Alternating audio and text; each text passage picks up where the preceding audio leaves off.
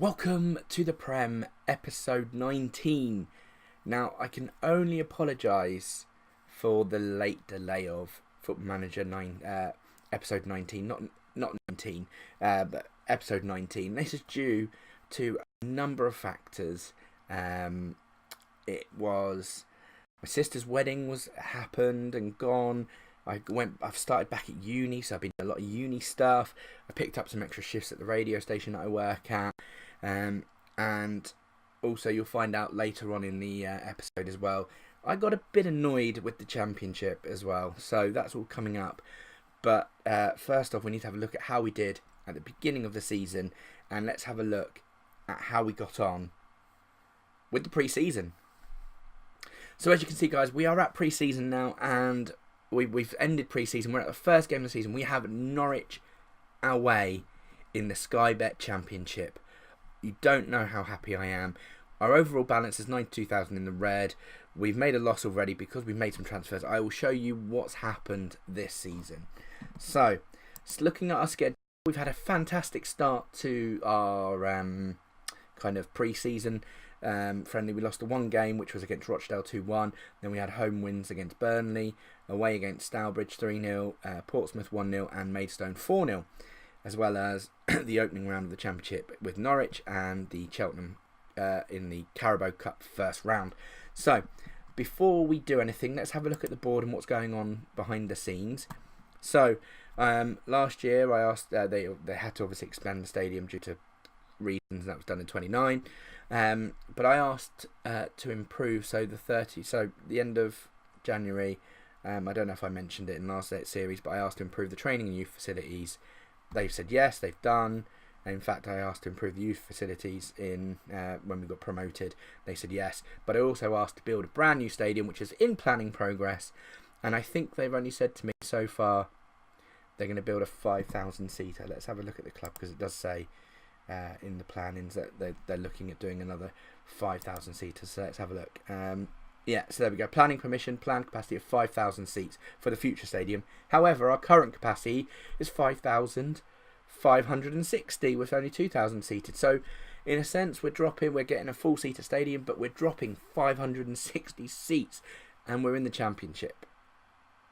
I mean, at the moment, I'm happy with that. We've got 5,560 seats. So, let's take a look at our transfers.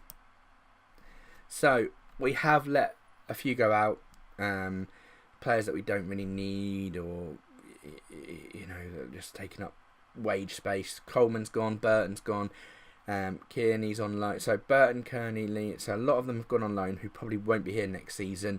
I just needed to get them off because I bought in some new players and I didn't want like disharmony. I've got a small squad, but I didn't want disharmony within the squad I didn't want anyone to be kind of upsetting each other. Oh, we're not playing me, why are you not playing me, blah blah blah. So I've got rid of every player that I don't think I'll be playing this year and kept the players that I will be playing. Peter Johnson wasn't actually a purchase by myself, it was by my previous director of football, and then he left.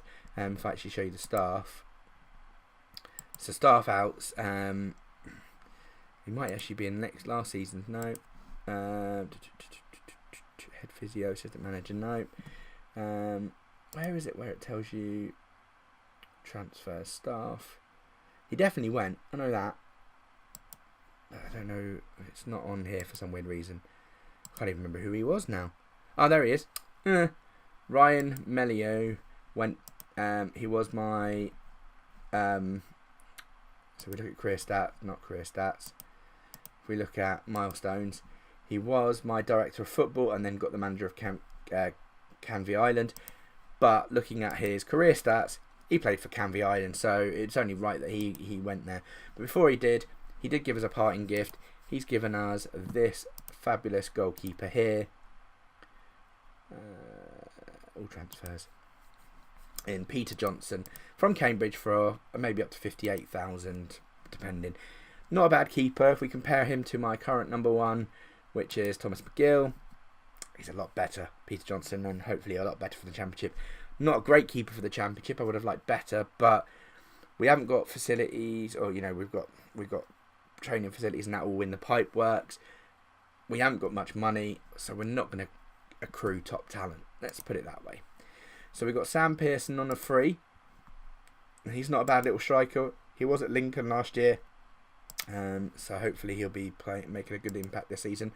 We've got Michael Mason as well. He was at East Fife and at Dundee as well, and we've kind of signed him on a free. We bought Callum Smith. He is a left back. 200,000 he's worth, but we only paid 160 for him. Hopefully he can do the job. I know he was a League One player last year. We'll see what happens. Daryl Skidmore, again, he's a right back. I just think we needed to beef up our defence a little bit. Paid 105,000 for him. Current value is 135, so he's still poor, but he's better than probably what we've had. Neil Wallace as well is also a right back, so there's competition there for him. He was at League One last year, and we've actually paid double what he's was at thing, and he's still only worth about that. So we paid around the right price for him. Now, this guy, Anthony Steele, probably going to be my signing of the season.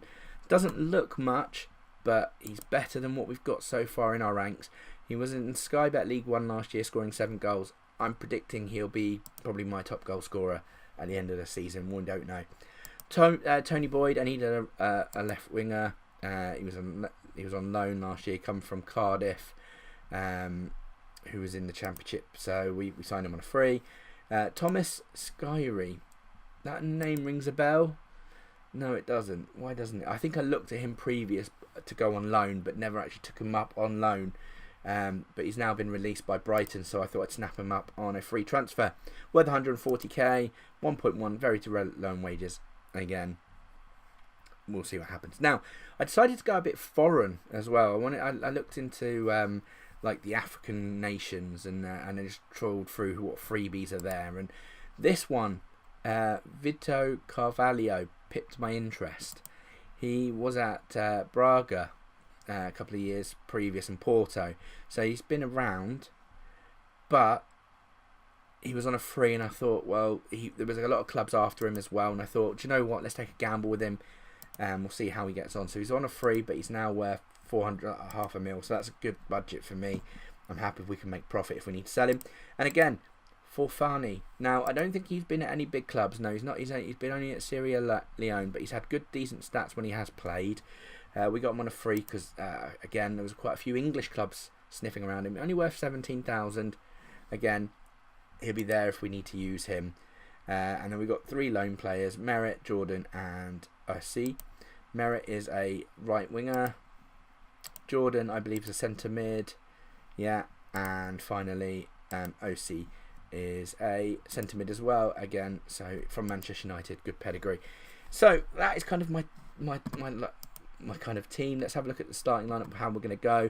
So we've got Johnson in goal. We've got Wallace, Carvalho, Skidmore, Smith, Fonar and Jordan, Skyrie, Boyd, Steele and Pearson are my kind of starters. Subs bench, obviously I'm going to have to take off Mason, sorry. So I'll probably put in Mark Lee while he's out injured. I have to have, because of stated rules, we need to have someone who's been at Henley for 3 years, been trained by 3 years before their 21st birthday, and unfortunately he doesn't fit the build, which sucks because we sent him on loan, but I'm pretty sure he should count for some weird reason. But anyway, he doesn't count, which sucks. So we've got to go with the absolute dog bollock youth player, worth 2,000, absolute rubbish, and hopefully we won't have to use him. He just sits and rots on the bench. But I need to keep him sweet, obviously, because I need him in my team for the next couple of years while we try and get some decent youth in. So Thomas McGill's going to sit on the bench with Barrow, Jones, Goodwin. Now Goodwin, he is some sort of a workhorse. His stats aren't great, but last season, Sky League 1, 7.12, 38 games, and Dartford, 26 games, 7.12, played 4 games for me, so, Henley, when we're in the National, 7.30, so he seems to be some sort of a workhorse, average 7.04. I'm keeping him for backup, he might prove to be a decent workhorse, I don't know. Going with my standard 4-2-4 wide, with attacking formation, and I think we are going to struggle this year. There's no doubt about it. If we survive this league this year, yeah, I'll be chuffed. I will absolutely be chuffed. So let's fast forward now to the end of the season, and did we make it? Did we? Let's find out.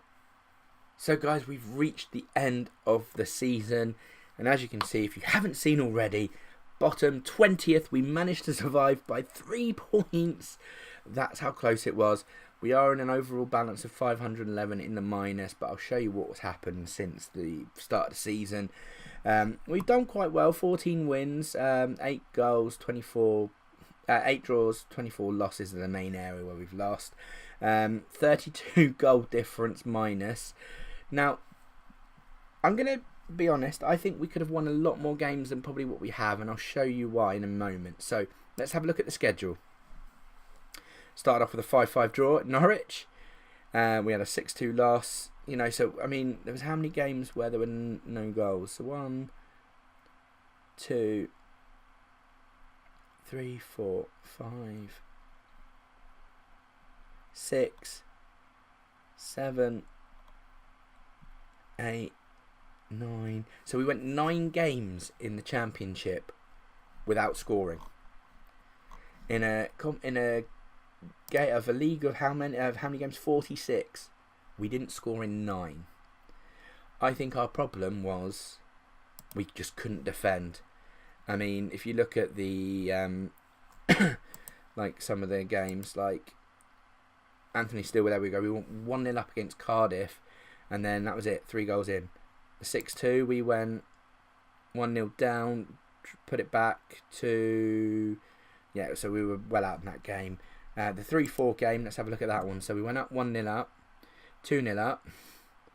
Then they scored, equalised, and we went ahead again. And then they got 2. No. Then they went ahead, we equalised, and then they scored in the 76th minute to wrap it up. So, you know, the games where we won here again. So, what I'm saying to you is we scored 4-6-4, 5-4. So there were some big games where we were scoring goals. Obviously, the 7-1 defeat to Wolves didn't help. You know, that was probably a downer on the season. But I mean, 4-3 wins, 5-2 defeats. You know, we scored goals. We did score goals. But I think we needed to tighten up our defence. And I think if we had a better defence or maybe better goalkeeper, I don't know, we may have turned it around. Looking at transfers, we did add into the transfers.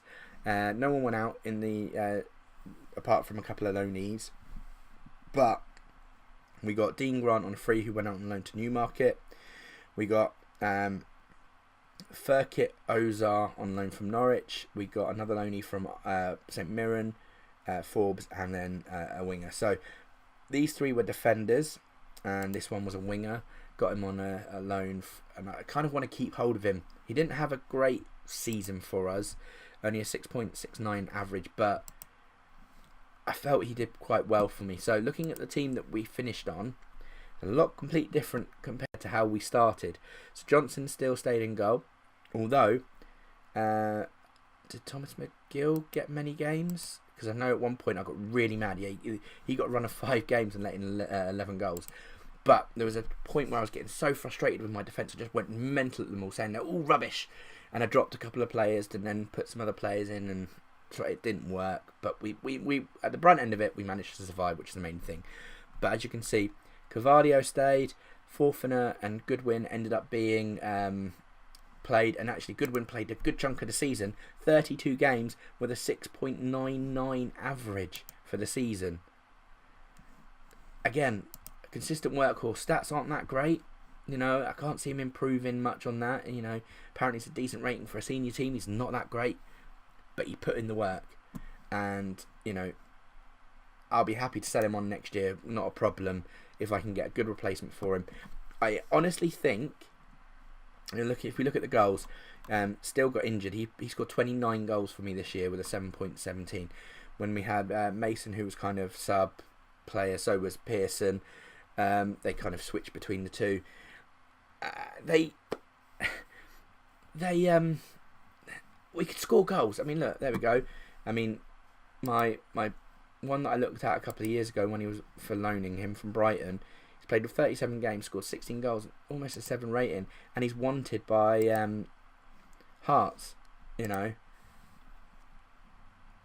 I mean, if I can sell him on for good wage, maybe try and get a couple of other defenders of that in, I'll be all for it. But definitely, the area I really need to concentrate on is this here, because I don't think we have a problem scoring. It's not a problem. It is our defence.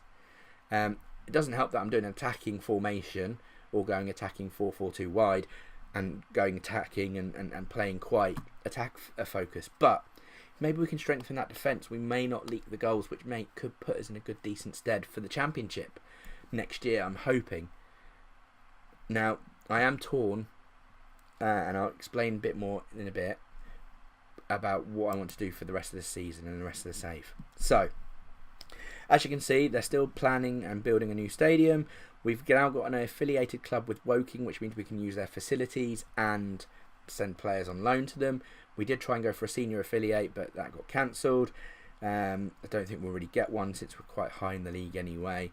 Our 60 budget, you know, we're currently underspending. We're overspending by 200 and something pound.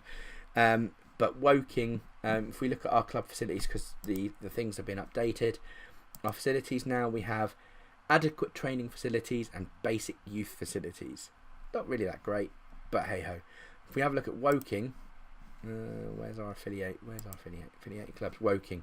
So we basically can send players there on loan, host an annual friendly, and we have access to the training facilities. Playing in the same division will terminate it, but we're quite a way off it, so we're not too bad. Looking at their facilities, they've got adequate training facilities and basic youth facilities, so we're kind of on the par now, so we don't really need them, but I got them in early, so what it was. Looking at our team of the season, Goodwin has now been inducted to the overall best 11. He sits there in midfield because he's got an average rating of 704 for us, you know, and he's done quite well for us. I'm quite impressed. No one else really in there. C. Jones is still floating about. So we've got 3 players that are in the squad still. He's still here. There we go. Best 11 where we are now. We're not really bothered. End of season awards. So Anthony Still, fan of the season with Sam Pearson and Thomas Sekery. Goal of the season goes to OC against Barnsley. Signing of the season and young player of the season. So, you know, they did really well for us. Looking at stat wise, top goal scorer 29. Still was best player. Most assists was Pearson. Best pass completion was Forfana. Boyd was most man of the match with 4. And Carvalho was my most worst disciplined player with 2 red cards and 10 yellows. So, yeah, there we go. Looking at our season review, match of the season was a 2-win win against Dagenham Redbridge, but a 7-1 defeat wasn't that great. We're 88% capacity full, and we used 27, which was joint 11th highest. Don't really need to worry about where they are now. As team leaders, we don't really need to worry about, but let's do an end of season meeting to discuss what we're going to do for next year. I think, yeah, that's probably what we're going to have to do. Just have another fight for that. And then we are going to have a pre-season of 5 weeks starting on the 28th of June. And that is it done. So guys, if you've liked the video, please give it a thumbs up. If you haven't already done so, please hit the subscribe button. FM18 content will be coming out.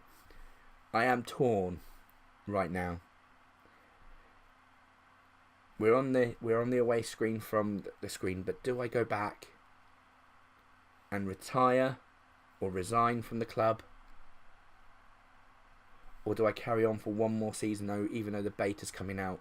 Or do I carry this on, even though the beta comes out, carry this on till the release of FM19 and see if we can actually get them to the Prem, as this is the To The Prem series.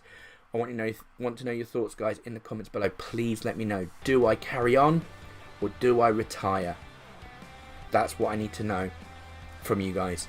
If I do carry on, I will carry on by 1 season and 1 season only. Because we're getting so close to Football Manager 19 coming out, and I want to get more content for that. Guys, let me know what you think. Thank you so much for watching. Take care.